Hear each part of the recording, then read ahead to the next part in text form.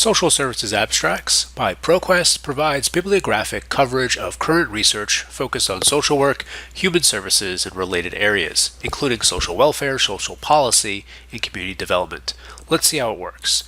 I will start with a search for opioid use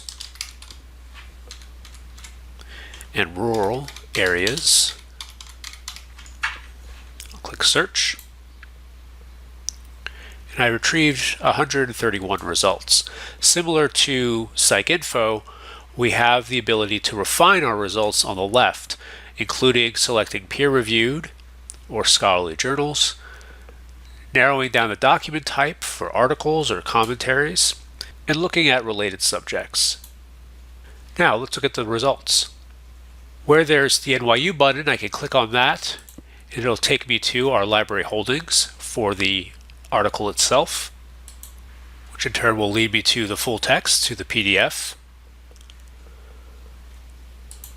Here we go. For some of the other results, the NYU button isn't listed because we can get direct access to the full text from the entry in Social Services Abstracts. I can click Download PDF here, or click Open here. And here we go again. So that's how it works.